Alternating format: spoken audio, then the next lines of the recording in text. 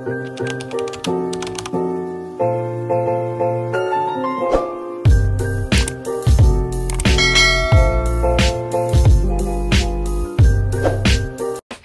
bagaimana dengan novel The Heart Killer bab satunya? Sungguh panas banget ya.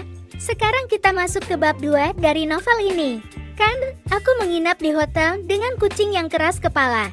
Ini untuk memberitahuku, atau hanya sebuah line yang memamerkan bahwa malam ini aku akan pergi ke hotel? Ini dengan seorang gadis kecil yang luto, Steele menatap ponsel di tangan kanannya dan mengerucutkan bibirnya, meskipun dia tahu teman dekatnya Kane tidak akan melihatnya. Dia mengangkat telepon saat lampu merah. Setelah temannya menghilang ke orang yang dia juluki kucing nakal, dia duduk dan minum lebih lama, sebab di dalam mobil ini dia melanggar 2 peraturan lalu lintas. Salah satunya adalah minum dan mengemudi. Yang kedua adalah bermain ponsel sambil mengemudi. Tapi siapa ini? Ini Steele, putra pemilik bengkel mobil Steele Auto.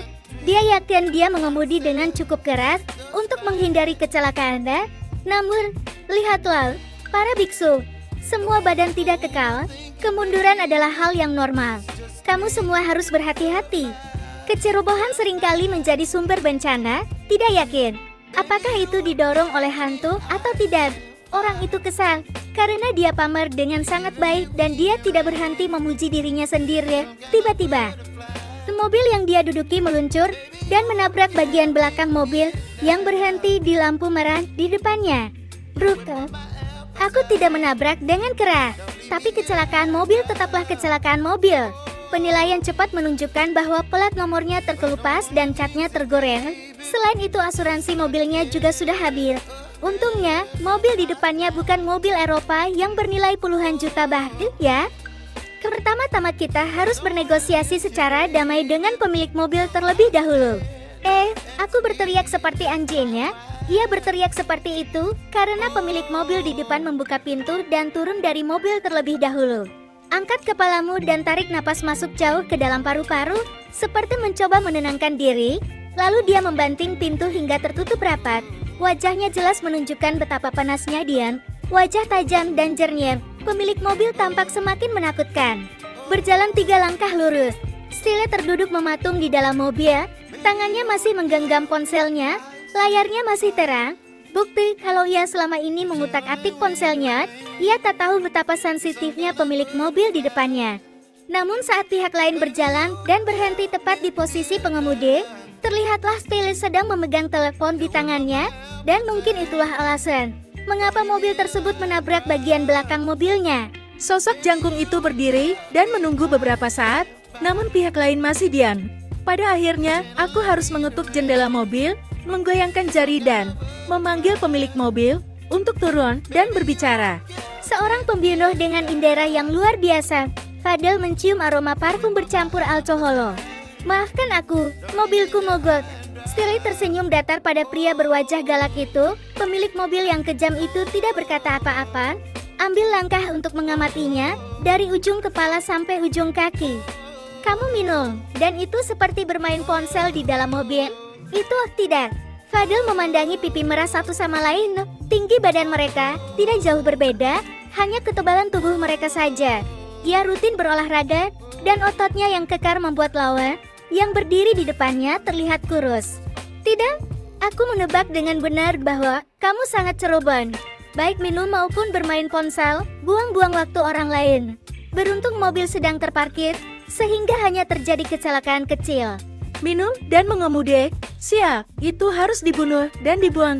Satu orang yang ceroboh menyebabkan banyak kematian yang dialami semua orang seperti ini. Kau tidak tahu bagaimana kau tumbuh dewasa. Percayalah, Steele hampir saja mengangkat tangannya untuk menyapa lawannya, meski berbicara dengan nada tenang. Tapi percayalah, setiap kata-katanya sangat menyakitkan hingga aku ingin membenamkan kepalaku kembali ke dalam rahim ibuku. Aku takut dan aku salah. Jangan terlalu memarahiku, aku telah menyadari kesalahanku. Fadel melihat mobil di jalan melambat untuk menyaksikan kecelakaan di sini dan menghela nafas. Hubungi asuransi, biaya akan dipisahkan, dan kembali ke rumah. Mobil itu tidak bergaransi. Apakah Anda memiliki asuransi? Tidak, Ayo kita telepon polisi atau negosiasikan kompensasi. Di sini, menurutku, bernegosiasilah di antara kita sendiri. Kamu mungkin tidak ingin bertemu polisi saat kamu mabuk seperti ini. Stelly mengangkat tangannya dan menggaruk kepalanya hingga rambutnya berantakan. Dia tidak tahu kalau Fadel telah mencegatnya. Aku tidak ingin melibatkan polisi karena aku tidak ingin ada masalah dengan polisi. Bagaimana cara melakukannya? Fadel bertanya lagi sambil menyilangkan tangan di depan dada dan mengeluarkan aura brutal yang tidak punya hati. Sebenarnya aku seorang mekanik mobil. Tampaknya tidak banyak kerusakan. Bawalah untuk diperbaiki. Kamu bisa mengantar mobilmu ke garasiku. Aku bertanggung jawab atas semua biaya. Kamu salah dan orang yang ditabrak. Kamu harus mengambil tanggung jawab. Fadel tidak meminta kompensasi atas waktunya. Dia mengarahkan pandangannya ke tubuh Stelly yang pergi memeriksa mobilnya. Melihatnya sedang membelai dan tampak lincah. Aku hampir bisa percaya bahwa dia adalah seorang mekanik mobil sungguhan. Namun sifat curiganya juga yang membuatnya tidak sepenuhnya yakin. Hingga sosok jangkung itu berjalan kembali menuju mobil. Serahkan kartu nama dengan nama dan alamat bengkal kepada Fadel. Setelah Fadel mengangkat teleponnya dan mencari lokasi bengkal mobil itu, ternyata letaknya tidak jauh dari rumah barunya. Siapa namamu? Apakah aku harus memberitahumu? Kalau kamu datang ke garasi dan aku tidak ada di sana, tinggalkan saja mobil dan beritahu mekanik namamu. Fadel, baiklah Fadel. Kalau kita sudah selesai, ayo kita berpisah. Fadel tidak menjawab. Dia bahkan tidak menganggukkan kepalanya tanda setuju. Sebelum berjalan kembali ke mobil, dia hanya berkata kepada Stell, "Aku akan membawa mobilku besok pagi-pagi sekali. Kamu bisa datang. Aku punya waktu luang sepanjang hari besok." Stelly tersenyum manis. Senyuman manis harus berubah menjadi senyuman layu. Fadel sangat tidak ramah, sama sekali tidak memperhatikan satu sama lain. Dan sekarang dia berjalan kembali ke mobil sambil menggoyangkan pantatnya. Siapa yang menyangka bahwa kecelakaan kecil di bagian belakang akan menyeretnya ke dalam kekacauan? Hubungan yang aneh. Dan siapa sangka bahwa menabrak bagian belakang mobil Fadel akan menjadi bencana bagi bagian belakangnya selamanya.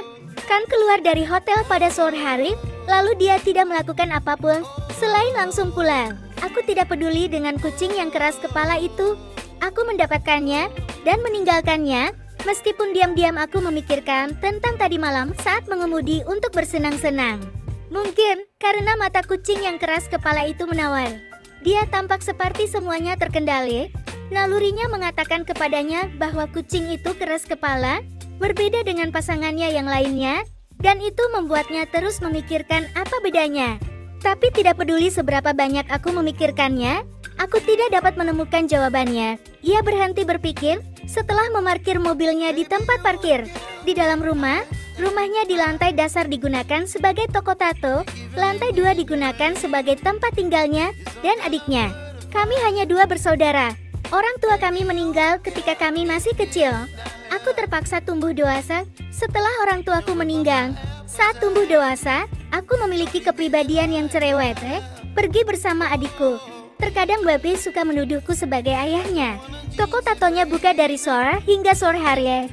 Dan karena kami terutama menerima pelanggan hanya dalam antrian reservasi. Oleh karena itu, aku masih mampu mengalokasikan waktu luangku sendiri. Kan memperhatikan dari pintu depan bahwa selain sepatu adiknya, ada sepasang sepatu lain yang dilepas bersebelahan. Dia yakin belum pernah melihat sepatu ini ada di rumah sebelumnya. Mungkin Babe akan mengajak teman-temannya bermain di rumahnya. Ketika aku melihat adikku tidak bersekolah kan baru ingat hari ini adalah hari Sabtu. Dia ada janji untuk menato pelanggan pertama pada jam 3 sore sebelum jam kerja. Dia bilang dia akan tidur lebih lama. Kang berjalan melewati area lantai dasar yang merupakan toko tato. Aku mendengar suara TV menyala di lantai 2. Kang agak berhati-hati karena menurutnya Babi sedang bersama teman-temannya. Dan begitu dia berjalan melewati tangga terakhir, pemuda pertama yang muncul di hadapannya adalah Nat, sahabat adiknya. Dekan, halo. Ya, apakah kamu menginap tadi malam atau kamu baru datang pagi ini? Aku baru saja tiba beberapa saat sebelum kamu, jawab Not sopan. Aku tidak tahu kenapa anak yang begitu rapi bisa berteman dengan Babe. Dia menerima jawaban yang memuaskan, dan dia mengangguk. Aku menoleh ke arah adikku yang sedang duduk nyaman sambil menonton TV. Suasana hatinya berbeda dengan temannya. yang terlihat seperti sedang membaca buku. Tapi aku tidak bisa berkata apa-apa tentang masalah ini, karena meski ia duduk dengan nyaman sambil menggoyang-goyangkan kaki dan menyantap jajan, serta jarang melihatnya membaca buku untuk persiapan ujian dan sejenisnya, Beb adalah anak dengan hasil akademik yang luar biasa. Kesimpulannya, genetik kita sangat bagus. Tapi hey, ayolah, kemana kamu pergi dan mendapatkannya sekarang? Tentu saja, pertanyaan ini dari Baba. Ini bukan masalah anak-anak. Kamu pasti akan menyebarkan kuman. Apakah perlindungan ini terlindungi? Ayo pergi bersama, Kan menjawab dengan cepat, seolah kesal dan berjalan untuk duduk di samping adiknya. Di layar TV ada program berita tengah hari, dan karena topik beritanya menarik, kedua bersaudara itu menjaga suara mereka tetap tenang untuk mendengarkan. Pembunuhan investor real estate terkenal berkemungkinan konflik bisnis. Saat ini, tersangka belum ditangkap. Hei, bukankah paman ini orang yang beberapa hari lalu membuat berita tentang perdagangan manusia? Tanyakan. Itu benar. Aku pikir, jika kematian itu misterius seperti ini, maka itu pasti diperintahkan untuk disimpan. Melihat dia di media sosial, dia banyak menganalisis tentang geng perdagangan manusia punya tujuan besar di baliknya. Bicaralah seperti sebuah drama, dia tahu, semua drama didasarkan pada kehidupan nyata. Beritanya besar, tapi apakah tidak ada petunjuknya? Pria bersenjata itu mungkin sangat profesional. Hei, bukankah kamu harus membaca seperti Non? Tidak, aku tidak sedang mengikuti ujian untuk pertukaran ke Inggris. Untuk waktu yang singkat, aku tidak akan pergi. Bukankah kamu bilang kamu ingin pergi? Batu menghela nafas berat. Apakah kamu punya uang? Pertanyaan yang satu ini mengakhiri segalanya. Berapa biaya yang harus dikeluarkan? Lupakan saja, jangan pernah berpikir untuk mendapatkan uang dengan cara yang aneh lagi. Tunggu sebentar lagi, aku bekerja dan hemat banyak uang, lalu kamu bisa pergi. Babi memotong, meletakkan kakinya yang bersila dan berjalan ke arah sahabatnya Not. Ayo, Not, ayo makan. Kedua anak itu sudah pergi. Hanya Kan yang masih duduk di tempat yang sama. Ia terus menonton TV meski isi beritanya sama sekali tidak masuk ke dalam pikirannya. Sampai telepon masuk, kantong celana bergetar. Kan segera mengangkat telepon ketika dia tahu siapa orang di ujung telepon. Halo, ada apa, Kapten? Turun ke bawah. Ada yang ingin aku diskusikan denganmu. Kan berjalan ke bawah sesuai perintah. Tidak perlu keluar untuk menyambut tamu yang tidak diundang ke depan rumah deh. Karena begitu dia turun, Kapten Ceris yang meneleponnya beberapa saat yang lalu sudah duduk di kursi di rumah sambil merokok. Kan memutar matanya dengan lelah. Pertemuannya dengan Kapten Ceris bukan pengalaman yang sangat bagus. Pertama kali terjadi saat dia melakukan pencurian mobil. Kapten tidak mengirimnya ke penjara. Kan terpaksa membantunya.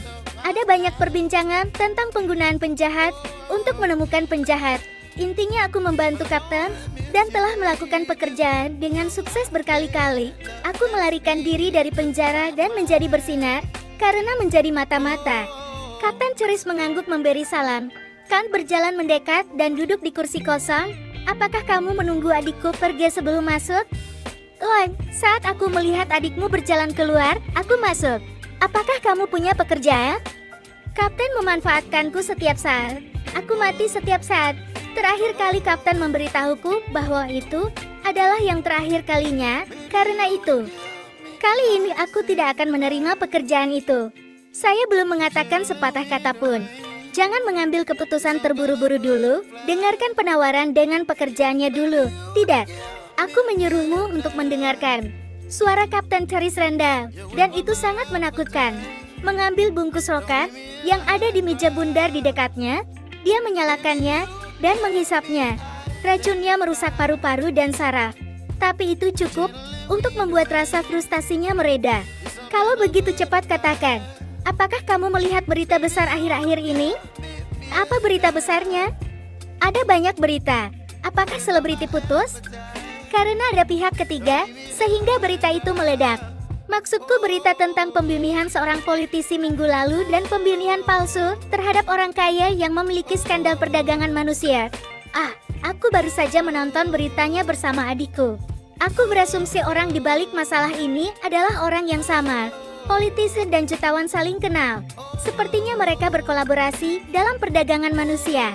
Kant menghela nafas berat, bahkan tidak ada sepatah kata pun yang terucap. Kapten Ceris berbicara lebih jauh. Aku pikir ini adalah pembunuh yang dia gunakan. Namun masih belum cukup bukti untuk mengonfirmasi hal tersebut. Sebuah amplop dokumen berwarna coklat dilemparkan ke atas meja bundar.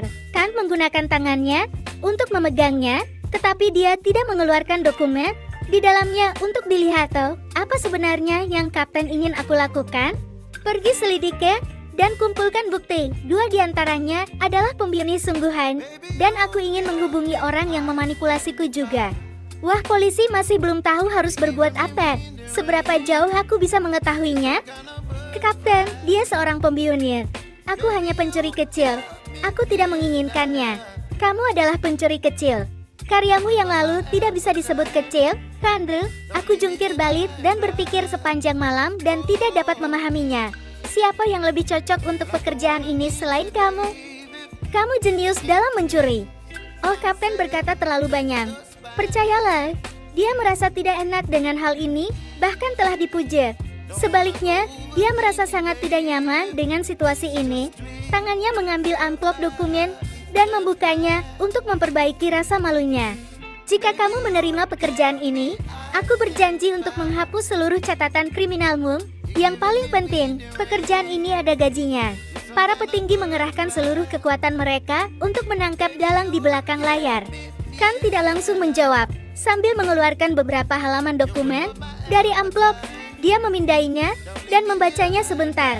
Seorang jenius seperti dia menemukan beberapa informasi dari orang yang teridentifikasi sebagai pembunuhnya. Ada dua dokumen. Yang pertama bernama Fadal. Informasi pribadi yang diberikan oleh Kapten Ceris dapat digunakan untuk memperluas, tidak sulit untuk mengikuti informasi mendalam mulai dari sini. Kedua alis dan matanya menyatu saat melihat foto itu pembunuh lainnya. Jantungnya berdetak kencang, seluruh sarafnya menjadi dingin. Rasanya seperti ratusan ribu pasang mata sedang memperhatikan bahwa dia tidak bisa bergerak. Pembunuh lain bernama Bison. Foto rahasia pihak lain cukup detail.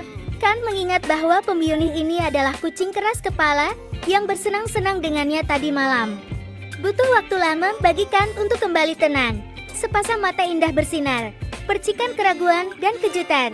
Mengapa kucingnya yang keras kepala menjadi begitu keras kepala? Kerbau liar telah hilang. Penampilan kucing yang keras kepala itu terlalu lucu untuk melakukan hal kejam seperti ini. Ya ampun, lelaki tua ini mengagetkanku. Kant mengangkat tangannya dan mengusap bagian belakang lehernya. Apakah kamu yakin keduanya adalah pembunuh? 40%. Makanya aku memintamu untuk menemukan lebih banyak bukti. Dia sama sekali tidak terlihat seperti pembunuh. Mari kita bicara tentang detail pekerjaannya. Temukan bukti bahwa mereka adalah pembunuh dan temukan pelaku utamanya. Kapan aku memberitahu Kapten bahwa aku akan menerima pekerjaan ini? Wajahmu terlihat tertarik. Berapa banyak uang? Adikku ingin melakukan pertukaran siswa ke Inggris. Negosiasikan gaji.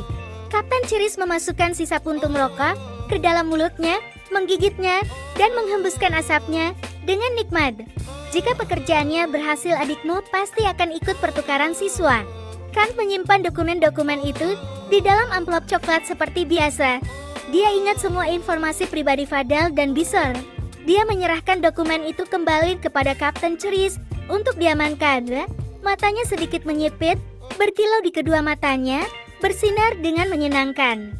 Kalau begitu aku setuju, tapi sejujurnya, aku sama sekali tidak senang harus bekerja sama lagi. Kapten Ceris menampilkan senyuman di bibirnya. Berdiri tegas sebelum meninggalkan rumah, yang merupakan toko tato milik Kant. Kapten hanya meninggalkan kata-kata ini. Aku percaya padamu. Jika kamu memiliki informasi terbaru, silakan hubungiku. Aku akan segera pergi, tidak perlu mengantar tamu. Lagi pula aku tidak berpikir untuk mengantarkanmu. Selesai.